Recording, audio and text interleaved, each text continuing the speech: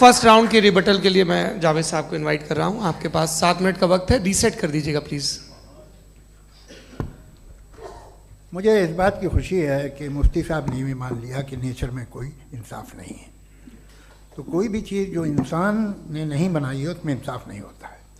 एक बात मैं आपसे अर्ज़ करूँ, ज़रा पता लगा लीजिएगा, ये जो आप बाग में जाते हैं बेहद खूबसूरत फूल देखते हैं ना, इनमें से कोई नेचुरल नहीं है। ये सारे फूल क्रॉस करके बनाए गए हैं। जो जंगल में फूल होते हैं नहायत मामूली होते हैं, ये फूल इंसानों ने बनाए हैं। जो आप बाग में देख के वाह वाह कहते हैं, ये इंसानों के बनाए हुए हैं। डिफरेंट फूलों को क्रॉस करके, डेवलप करके, फिर क्रॉस करके इस तरह से बनाए गए। नेचुरल फ्लावर नहीं। किसी जंगल वीरान में जाके आप गुलाब के फूल नहीं देखेंगे। ये सब बनाए हुए इंसान ने, बहुत से काम इंसान ने किए हैं। बाकी है कि आपने मेरी एक बात का जवाब नहीं दिया, जिससे मुझे शिकायत है कि फेथ क्या है और आप फेथ मांगते क्यों हैं मुझसे।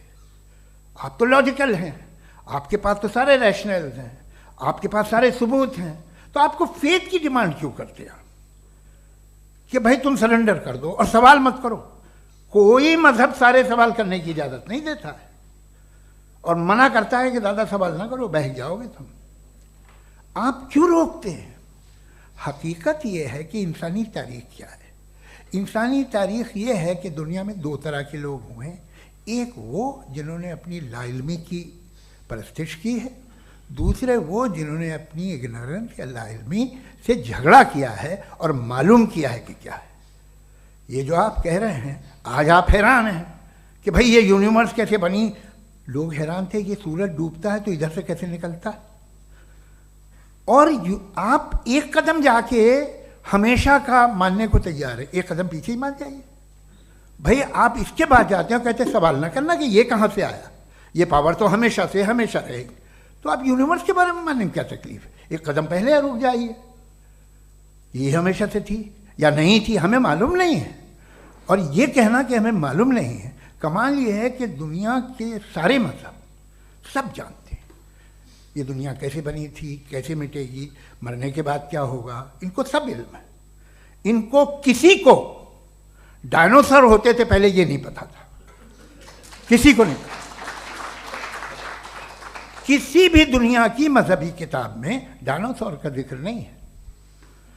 लेकिन बाकी सब बातें, how to make universe in 4 easy lessons and बाकी सब पता है। जिसको सब पता है वो गड़बड़ है। हम में ये इंकिसार, ये ह्यूमिलिटी होनी चाहिए कि हम ये कहें कि हमें ये बहुत सारी बातें नहीं मालूम, लेकिन हम उनकी परस्तिश ना करें, अपनी लाइल्मी को की परस्तिश ना करें, हम उसे पता लगाने की कोशिश करें। जिस दुनिया में आप बैठे हैं सर, ये हॉल जो है, ये इलेक्ट्रिसिटी जो है, ये माइक जो है, जिस हवाई जहाज से आप आए थे, वो जिस कार से आप यहाँ आए हैं, ये सब उन लोगों की बनाई हुई है जिन्होंने सवाल किए थे। ये दुनिया जिसमें आप आज आराम से हैं, ये उन लोगों की बनाई है कि जिन्होंने सवाल किए थे। और हर स्टेज पे इन सवालों को मकरूह कहा गया था, गलत कहा गया था। आप ज़रा तारीख पढ़िए, एक बड़ी दिलचस्प किताब है बर्ट्रैंड रसेल की, जिसमें उसने रिलीजन एंड साइंस कि कब से रिलीजन जो है साइंस के अगेंस्ट है। और हद तो ये है कि भाप के इंजन के खिलाफ थे, स्टीम इंजन के भी खिलाफ थे, और फतवे हुए उन पर, वेटिकन ने दिए। तो ये हमेशा, अभी जैसे ही ये राइट विंगर आते हैं अमेरिका में पावर में, तो वो जो अपना ये क्या बोलते हैं उसे, सीड क्या बेटे, सीड क्या जो, हाँ नहीं सीड जो होते हैं जिन पे जी नहीं भाई, वो जो ह्यूमन बॉडी के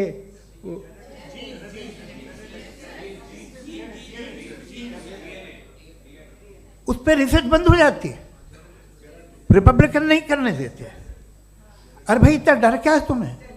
एक ज़माने में बहुत नाराज़ थे ये सारे मजहबी लोग कि ये इंसान तो इंसान बनाने की कोशिश कर रहा है। आपको क्या तकलीफ भाई, बना ले तो बना लेने दो, ये खौफ क्या है? और ये सब आज जो आप कह रहे हैं नामुमकिन है, ये कैसे हुआ? मुझे एक किस्सा याद आता है। जब मैं छठी क्लास में था तो मैं मैथमेटिक्स में बहुत वीक था, तो एक टीचर रख दिया गया, उसने 1 2 3 4 5 6 7 को सिखा दिया मुझे। वो दिन मैं भूल नहीं सकता हूँ मुफ्ती साहब, जिस दिन उसने ये बताया कि 1/2 क्या होता है और 3/4 क्या होता है, मुझे ऐसा लगा कि मेरा सर बीच से फट जाएगा। ये आदमी कह रहा है कि जो दीवार के अंदर जाओ वॉक करते हुए। आज हंसता हूँ मैं इस बात पे। तो आज जो बातें आपके जहन से बिल्कुल परे हैं और आप हैरान होते हो उन्हें देख के, एक वक्त आएगा कि मामूली लगेंगे। और हुआ है, आपकी इंसानी तारीख ही है। इतनी जल्दी सारे फैसले आप मत कर लीजिए, थोड़ा ये ह्यूमिलिटी रखिए कि भाई ये हमें नहीं मालूम। ये कहने में क्या आ रहा है? ये यूनिवर्स कहाँ तक फैली, ये कब से है और कब तक रहेगी, हमें नहीं मालूम। आपने फैसला कर लिया कब बनी। ये आपके हिसाब से कोई 14 बिलियन ईयर बनी जो समझा जाता है। उससे पहले हजारों करोड़ों अरबों साल तक खुदा बैठा क्या कर रहा था? खामोश बैठा था, ऐसी जमाइयाँ ले रहा था। फिर उसे आइडिया है, यार एक काम करते, वक्त अच्छा गुजर जाएगा, यूनिवर्स पर आपसे सोचिए। वो तो हमेशा से है ना, मगर यूनिवर्स हमेशा से नहीं है, ये तो बनाई गई है। और उससे पहले क्या था, इनका क्या काम था? कैसी बात है, ये बड़ा आसान है। जो बात हमें आज धीरे धीरे पता चली है, बरसों 2000 और 2500 साल पहले आपको किसी ने बता दिया कि क्या था, आप मान गए, और तब से वही मान रहे हैं जो 2500 साल पहले कहा गया था। सब कुछ बदल गया है, सॉल्व हो रही हैं चीज़ें। अभी साइंस बिल्कुल दावा नहीं करती, या कोई फिलोसफर ये दावा नहीं करता कि हमें सब मालूम, बल्कि वो कहता है कि हमें जितना मालूम होता है उससे ये मालूम होता है कि हमें कितना कम मालूम। तो हम अपनी जहालत से लड़े, उसकी परस्तिश न करें। जी, टाइम है। Thank you so much. मैं तर्कों की श्रृंखला में राउंड 2 के लिए मुफ्ती साहब को आमंत्रित कर रहा हूँ। आपके पास एक बार फिर से 7 मिनट का वक्त है। शुक्रिया। जनाब जावेद अख्तर साहब कई मर्तबा दोहरा रहे हैं कि फेथ का मतलब बताइए, फेथ का मतलब बताइए। मैंने बता दिया, फेथ सही भी होता है, गलत भी होता है। और आज हम फेथ पे बात नहीं कर रहे, हम ट्रुथ और डज गॉड एग्जिस्ट पे बात कर रहे हैं। क्या डज गॉड एग्जिस्ट, ये ट्रुथ यानी गॉड है या नहीं है, इसमें से दोनों ट्रुथ क्या है। अब आप उसे फेथ कह लें, बिलीफ कह लें, नॉट माई बिजनेस। उसके बाद आपने कहा कि भाई सवाल करने से मजहब रोकता है। मैं कहता हूं जो रोकता है वो रोकता होगा, मैं नहीं रोकता, बल्कि सवाल करें, सवाल करना चाहिए। सवाल कर करके तो हम आगे बढ़ते हैं, तरक्की करते हैं, और इसीलिए मैं आज यहां पे आया हूं। लेकिन सवाल सिर्फ खुदा से नहीं होगा, आपसे भी होगा। सवाल एथिज्म से भी होगा, सवाल सिर्फ मजहब से नहीं होगा, सबसे होगा। और आज मैं सवाल करूंगा और उम्मीद है कि आप जवाब देंगे। अभी तक आपने वैसे कॉन्टिंजेंसी आर्गुमेंट का कोई जवाब नहीं दिया। चलें, आपने कहा यूनिवर्स के बारे में इटर्नल क्यों नहीं बोल देते। ये चूंकि लॉजिकली पॉसिबल ही नहीं है कि यूनिवर्स इटर्नल हो। यूनिवर्स एक कॉन्टिंजेंट चीज है जो टाइम एंड स्पेस के पाबंद है, टाइम एंड स्पेस से बाउंड है।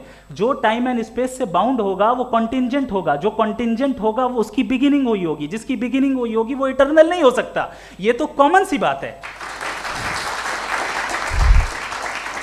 आपने कहा कि किसी मजहबी किताब में डायनासोर का जिक्र नहीं है। अफसोस कि आज तक किसी मैथमेटिक्स की किताब में मुझे डायनासोर का जिक्र नहीं मिला। तो इसका मतलब मैथमेटिक्स की किताब बेकार है? नहीं, उसका वो टॉपिक नहीं है। रेवलेशन का और मजहबी किताबों का टॉपिक ये नहीं है कि आपको आके बताए साइकिल कैसे बनाते हैं, या आकर ये बताएं कि जो है डायनासोर कब था। वो तो मोरालिटी सिखाने आया है, गॉड के बारे में बताने आया, नॉन फिजिकल रियलिटी की हकीकत को सिखाने के लिए आया। रिलीजियन साइंस को रोकता है? नहीं रोकता। अगर रोकता है तो गलत करता है। रिलीजियन साइंटिज्म को रोकता है, जिसमें हमारे जावेद साहब मुब्तला हैं। साइंस और साइंटिज्म में फर्क है। साइंटिज्म यह है कि आप समझें कि साइंस और साइंटिफिक मेथोडोलॉजी ये नॉलेज को हासिल करने का वाहिद सोर्स ऑफ नॉलेज है। यह है साइंटिज्म। हम इसे रिजेक्ट करते हैं। हम साइंस को तो तरक्की करते हैं, भाई आप हमारी पूरी तारीख कर लें, पढ़ लें तो आपको पता चल जाएगा। बहरहाल ये अलग टॉपिक है। उसके बाद इन्होंने एक लफ्ज़ कहा, वेटिकन ने फतवा दिया। वेटिकन का फतवे से कोई ताल्लुक नहीं है, दोनों कॉन्ट्राडिक्टरी अल्फाज हैं। उसके बाद उन्होंने कहा कि भाई हमें नहीं मालूम। अगर नहीं मालूम तो क्लियरली कह देना कि नहीं मालूम है, इसमें क्या हरज है। तो वही तो मैं कह रहा हूं ना कि आप कह दें कि नहीं मालूम, लेकिन क्लेम क्यों कर रहे हैं कि गॉड एग्जिस्ट नहीं कर रहा है? आप कह दें नहीं मालूम है, हो सकता है हो सकता ना हो, लेकिन आप क्लेम कर रहे हैं। The moment you say God does not exist, this is a claim, and now the burden of proof is upon you too, जैसे हमारे ऊपर है। और क्यों है मैं बताता हूं, क्यों है ये भी मैं बताता हूं। फिलोसॉफिकली जो क्लेम होता है ना, सिर्फ ये नहीं होता कि इंसान कहे पॉजिटिव क्लेम करे और नेगेटिव क्लेम करे तो बर्डन ऑफ प्रूफ नहीं है। आप मिसाल के तौर पे मैं कहूं कि फुला उस कमरे में कोई नहीं है, मैंने एक नॉलेज का क्लेम किया है। उस कमरे में कोई नहीं है, मैंने एक नॉलेज का क्लेम किया। या तो मैं कहूं मुझे नहीं पता, हो भी सकता है नहीं भी हो सकता है, this is not a claim. लेकिन जब मैं कह रहा हूं कि वहां कोई नहीं है, या मैं कह रहा हूं वहां कोई है, दोनों क्लेम है और दोनों के ऊपर बर्डन ऑफ प्रूफ है। हमारे ऊपर भी बर्डन ऑफ प्रूफ है, मैंने कंटिजेंसी आर्ग्यूमेंट दिया, इसे तोड़कर दिखाइए। आखिरी चीज, इन्होंने कहा कि खुदा दुनिया बनाने से पहले 150 साल पहले या करोड़ों साल पहले क्या कर रहा था। अरे हजरत, चलें बहरहाल मैं जवाब दे देता हूं, आप हमारे रिस्पेक्टेड पर्सनालिटी हैं, अगर आप नहीं होते तो मैं इसे एंटरटेन ही नहीं करता। टाइम, ये 100 साल पहले या 100 साल बाद, पहले बाद में अभी, ये वो अल्फाज हैं जिनका ताल्लुक टाइम से है। टाइम शुरू ही हुआ है यूनिवर्स की बिगिनिंग के बाद, तो उसके पहले खुदा क्या कर रहा था? सवाल इलॉजिकल है, ये फेलेसी है। यानी आप ये कह रहे हैं कि यूनिवर्स के बनने से पहले खुदा क्या कर रहा था? टाइम के बनने से पहले, पहले का ताल्लुक टाइम से, टाइम उस वक्त था ही नहीं, तो ये सवाल ही इनवैलिड है खुदा के ताल्लुक से। दूसरी चीज, आर्ग्यूमेंट ऑफ कंटिजेंसी जो मैंने आपके सामने पेश की है, आपने बार बार ये प्रूफ किया और ये कह रहे हैं कि गॉड ऑफ गैप्स। देखिए, पहले नहीं मालूम था, साइंस ने कर दिया। सिंपल्स की मिसाल से मैं समझा देता हूं। जिस गैप्स की आप बात कर रहे हैं ना, साइंस उन गैप्स को जिन चीज के जरिए भी प्रूव करेगा वो कॉन्टिंजेंट ही होगा, अब चाहे वो फोर्स हो, मैटर हो या एनर्जी हो।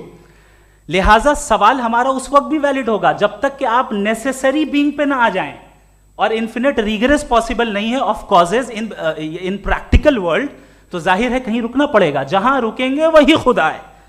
दूसरी चीज, आपने ये कहा, क्या कह रहा था मैं, किस पॉइंट को?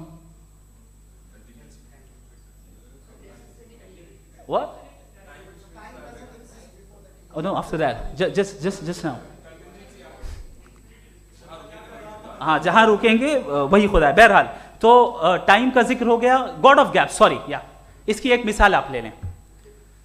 एक कार है, एक साहब ने देखा कि भाई कार जो है उसके व्हील्स कितने अच्छे लगे हुए हैं सही जगह पे, स्टीयरिंग जो है कितने अच्छे जगह पे लगी हुई है, और सीट्स कितने वेल डिजाइंड है, कितनी प्रिसाइजली ये कार काम कर रही है, तो जरूर कोई ना कोई इसे क्रिएट किया है, किसी ने क्रिएट किया है। अब जावेद साहब आए और कहे, अरे जनाब बोनेट खोलिए, इसमें इंजन है, इंजन इस कार को चला रहा है, hence prove no one has created the car. This is illogical, this is irrational. आपने इंजन के जरिए उस गैप को तो साबित किया, लेकिन क्या उससे कार की जो क्रिएशन है और उसका जो क्रिएटर है ये इम्पॉसिबल हो जाए? ऐसा पॉसिबल है? उसका सवाल खत्म हो जाए, ऐसा पॉसिबल है? नहीं। आपने गैप्स को फिल करके, कॉन्टिंजेंट चीजों से गैप्स को फिल करके हमारे ऑब्जर्वेशन को और ब्रॉड कर दिया।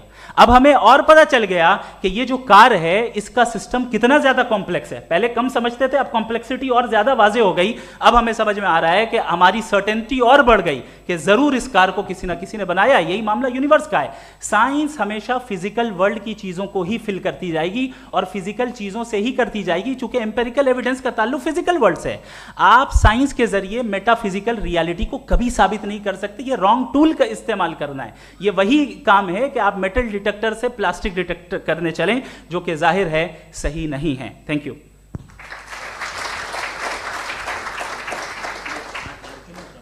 जी, ये आर्ग्यूमेंट का राउंड 2 है। हाँ। 7 मिनट है। पहले तो मैं आपसे अर्ज करूं कि आपने कहा कि जब कायनात ही नहीं थी तो वक्त भी नहीं था, कुछ भी नहीं था। कैसे नहीं था? खुदा था, एक एग्जिस्टेंस तो था ना खुदा का। तो जब खुदा था तो वक्त भी होगा। ऐसा नहीं है कि कुछ भी नहीं था, खुदा था। अच्छा, बाकी ये कि आपने कहा साहब आप साबित कीजिए, आपके पास भी लॉजिक है, मेरे पास भी लॉजिक है। आप मेरा जिम्मेदारी नहीं है साबित करना कि खुदा है। बर्टन रसल ने बड़ी अच्छी बात कही, बर्टन रसल ने बड़ी अच्छी बात कही। मैं आपसे अगर ये दावा करूं कि एक चाय की केतली मरीख के चारों तरफ घूम रही है, मार्स के चारों तरफ, तो यह आपका काम नहीं है कि आप साबित करें कि कोई चाय की केतली नहीं है। ये मेरा काम है, मैंने दावा किया है। ये दावा तो मजहबी लोग करते हैं कि खुदा है, मैं क्यों साबित करूं कि नहीं है? जब तक आप मुझे कन्विंस नहीं कर देंगे मैं नहीं मानूंगा। आपकी जिम्मेदारी है, मेरी जिम्मेदारी नहीं है। दोयम ये कि ये जो आप कह रहे हैं, जो गैप्स हैं, ये गैप जब जब किसी मजहब को चैलेंज करते हैं, जब ऐसा कोई बात आती है तो हंगामा हो जाता है कि जब वो चैलेंज करें किसी फेथ को। ये तमाम साइंस जो है इसे मुख्तलिफ जगहों पे मुख्तलिफ वक्तों में मज़हब ने रोकने की कोशिश की है। ये किताब है religion and science, Burton Russell की, पढ़िएगा, अच्छी लगेगी आपको। तारीख़ ही है साइंस, मज़हब की साइंस से उसका यही रिश्ता है। अच्छा, अब ये हम सोचें कि बहरहाल ये वजूद जो है मज़हब और ये बिलीव इन गॉड इंसान को बेहतर बना देता है, तो एक काम कीजिए, हिंदुस्तान वर्ल्ड का नक्शा लीजिए और मार्क कीजिए कि रिलीजन कहाँ कहाँ ज़्यादा है, कहाँ कहाँ, चाहे वो लैटिन अमेरिका हो या मिडल ईस्ट हो या फार ईस्ट हो या हिंदुस्तान के वो इलाके जहाँ मजहबियत ज़्यादा है। रख दीजिए नक्शा अलग। अब दूसरा नक्शा कि कहाँ कहाँ नाइंसाफ़ी, रिप्रेशन, औरतों के हुकूक की पामाली, जुल्म, डिक्टेटरशिप कहाँ है, नक्शा एक ही होगा। तो आप मुझे बताएं कि जो इसका तरकीब इस्तेमाल क्या है, खुदा का तरकीब इस्तेमाल तो बताइए। आप छोटी सी दवा सड़क पे बेचते हैं, उसकी भी तरकीब इस्तेमाल बताते हैं। इसके इस्तेमाल से तो फ़ायदा नहीं हुआ किसी को। जो सारे के सारे ख़राब मुल्क हैं, ख़राब समाज है, वो सारे जुल्म खुदा के नाम पे करते हैं। वो गलत करते हैं, सही करते हैं, मुझे क्या लेना देना उससे। इस्तेमाल से मालूम होता ना। एक विस्की की बोतल कभी शायद देखी हो आपने, लाल रंग की होती है, उस पर रोशनी और छपड़ा इंतहाई खूबसूरत लगती है, क्या बिगाड़ रही है किसी का? उसका इस्तेमाल गलत है, इसलिए आप उसे नापसंद करते हैं। इसका इस्तेमाल गलत है, इस तसव्वुर का इस्तेमाल ही गलत है और हमेशा से गलत हुआ है। आप देख लीजिए, इंसानी तारीख देख लीजिए, आज देख लीजिए, हिंदुस्तान देखिए, दुनिया देख लीजिए, क्या हो रहा है।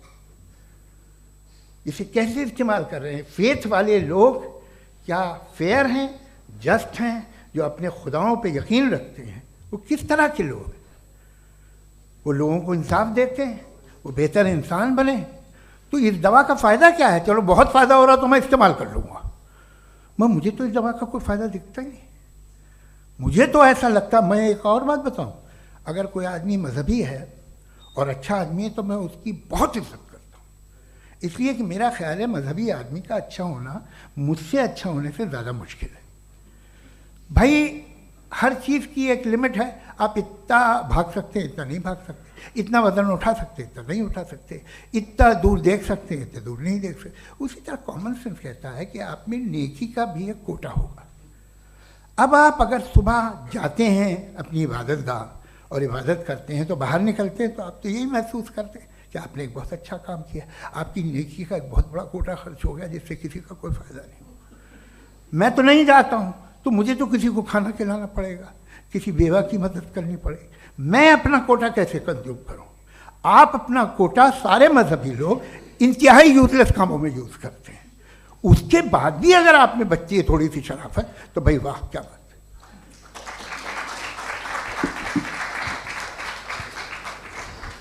है। एक तो मुझे ये बात बहुत अच्छी लग रही है कि दोनों ही विद्वान समय को मानते हैं और बहुत समय से अपनी दलीलें और बाज़ दफ़ा समय से पहले अपनी तकरीरें पूरी करके अपनी अपनी कुर्सी पर बैठ रहे हैं। ये इस आर्ग्यूमेंट का राउंड 2 पूरा हुआ। अब रिबटल का राउंड 2 है और उसके बाद क्रॉस एग्जामिनेशन होगा। नहीं, आपका आर्ग्यूमेंट हो गया सर। हमारे यहाँ स्कूल के सिलेबस में पंच परमेश्वर कहानी पढ़ाई जाती है, प्रेमचंद जी की लिखी हुई। आप निश्चिंत रहिए, आपके कोई राउंड में मिस नहीं होने दूंगा। रिबटल का राउंड 2, मुफ्ती शमाइल नदवी साहब।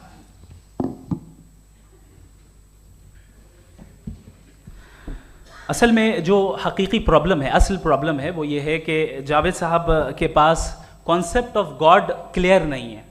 इन्होंने कहा कि कायनात से पहले खुदा तो था, तब भी तो टाइम होगा। ये टाइम कायनात का हिस्सा है। हम खुदा, उस खुदा को मानते हैं, नेसेसरी बीइंग का टाइमलेस होना जरूरी है, चूंकि वो टाइम का क्रिएटर है। जब उसने टाइम को क्रिएट किया तो वो खुद टाइम पे कैसे होगा? उसने जब स्पेस को क्रिएट किया तो खुद स्पेस में कैसे होगा? अगर वो टाइम एंड स्पेस को पहले से ही उसका पाबंद है तो फिर किस चीज को उसने क्रिएट किया? लिहाजा ये सवाल गलत है कि खुदा था तो टाइम होगा। बिल्कुल नहीं, टाइम के पाबंद हम है, खुदा नहीं है। हम फिजिकल वर्ल्ड से ताल्लुक रखते हैं, वो मेटाफिजिकल रियलिटी है।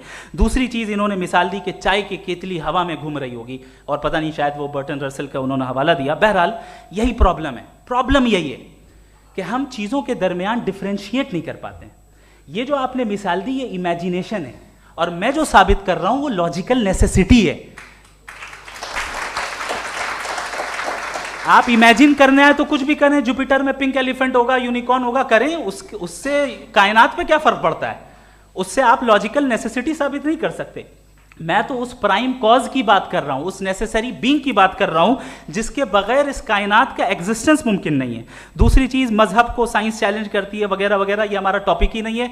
मैं इस पर बात करूंगा तो फिर मेरा वक्त चला जाएगा। मजहब के ऊपर चूंकि हमारी डिस्कशन नहीं है, साइंस को मजहब और बिलखुसूस मैं और हमारा वर्ल्ड व्यू कम अज कम साइंस को पीछे नहीं करता है, साइंटिज्म की मजम्मत करता है। इसकी वजाहत मैंने पहले कर दी। दूसरी चीज इन्होंने कहा वर्ल्ड का नक्शा लीजिए, वर्ल्ड मैप लीजिए, दो अलग अलग जगह की। हजरत मैंने ये होमवर्क किया था, और मैंने मिडिल ईस्ट का एक नक्शा लिया और यूरोप का एक नक्शा लिया। ये मजहबी इलाका और ये लिबरल और एथीस्ट इलाका। मुझे पता चला कि सबसे ज्यादा रेप केसेस जो हैं वहां पर है।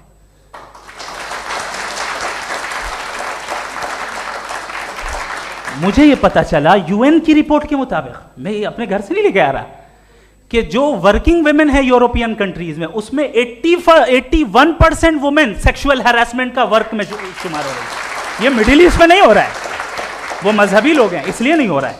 दूसरी चीज आपने ये कहा कि मजहबी आदमी का अच्छा होना हमारे अच्छे होने से बहुत मुश्किल है, बहुत मुश्किल है। तो इसका मतलब यह है कि गॉड के अलावा आपके पास अच्छे और बुरे का कोई स्टैंडर्ड है। मैं चाहूंगा कि कन्वर्सेशनल स्टाइल वाली डिस्कशन और सेगमेंट पे इसी पे बात कर लेते हैं। Thank you very much.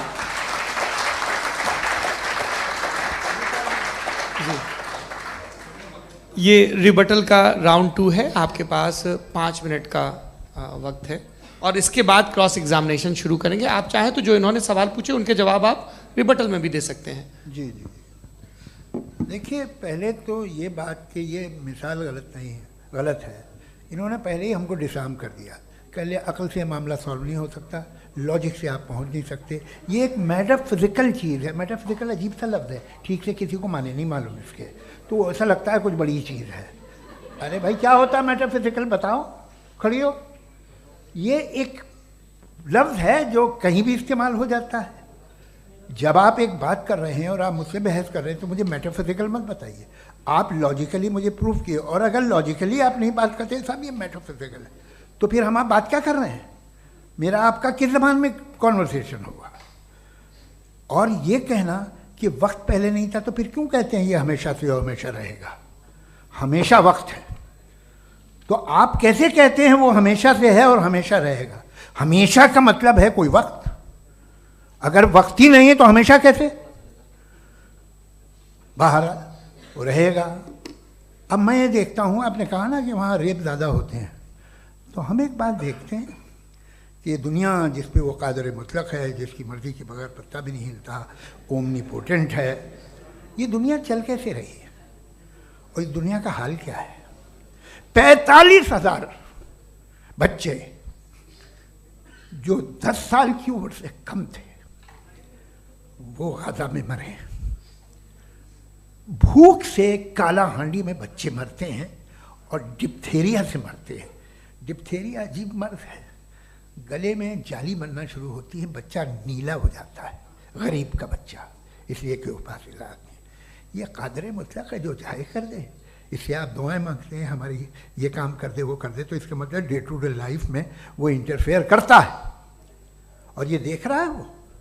अगर वो वाकई भी है फॉर डिस्कशन सेक, तो मैं जब दुनिया देखता हूँ तो मेरे दिल में उसके लिए कोई इज्जत नहीं पैदा होती। ये क्या कर रहे हो तुम पूरे ऑल पावरफुल हो, ओमनीपोटेंट हो, ओमनी प्रेजेंट हो। तुम तो वहाँ गाजा में रहे होगे ना, तुम हर जगह हो। तुम देख रहे थे कि बच्चे की कैसे धज्जियाँ उड़ रही, तुम देख रहे थे, और तुम चाहते हो मैं तुम्हारी परस्तिश करूँगा, तुम हो भी। अरे यार, इससे अच्छे तो हमारे चीफ प्राइम मिनिस्टर हैं, कुछ तो ख्याल करते हैं। कमाल है, आप किसकी इबादत कर रहे हैं? अगर वो है भी, ये दुनिया नाइंसाफी से, जुल्म से, जबर से, तशद्दुद से भरी हुई है। और आप ये मत कहिएगा कि वो देख रहा है और वो बताएगा एक दिन। अगर वो देख रहा है और इंटरफेयर नहीं करता तो आप दुआ क्यों मांगते? आप कहते हैं मेरा ये काम करा दे, इसके मतलब है वो दखल दे सकता है, वो आपको नौकरी दिलवा सकता है, भले दूसरे आदमी को न मिले, मगर आपका काम कर देगा चूंकि आपने दुआ मांगी है। तो जब वो आपको नौकरी दिला सकता है, लड़की की शादी कर सकता है, बेटे को ग्रीन कार्ड दिलवा सकता है, तो कम से कम ये जो मर रहे हैं बच्चे, इनको रोक दे, कुछ तो करे। मुझे तो दुनिया में, इस दुनिया का कोई मालिक है, इसका ओमनीपोटेंट कोई रूलर है, और ये दुनिया ऐसी चल रही है। मैं तो चाहूँगा कि भाई ना हो, अगर हो तो बड़ी शर्मिंदगी की बात है। शुक्रिया।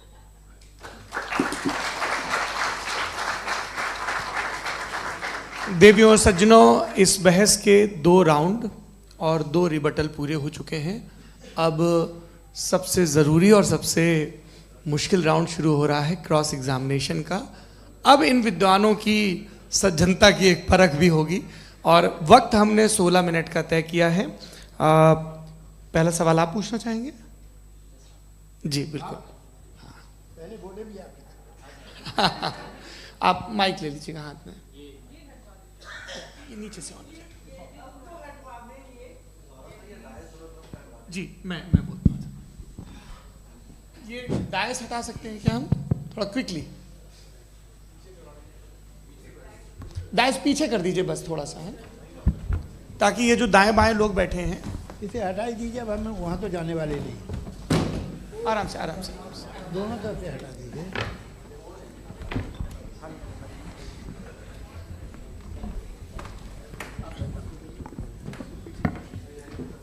इस बीच आप लोग भी अपने अपने सवाल तैयार कर लें। ये ध्यान रखेंगे कि मैं यहाँ से सवाल लूँगा, आप लोगों को अपना हाथ ऊपर करना है, अपना नाम बताना है और अधिकतम 3 वाक्यों में अपना सवाल पूरा करना है। कई लोग सवाल की जगह भाषण देने लगते हैं, उससे आज बचना है। जी।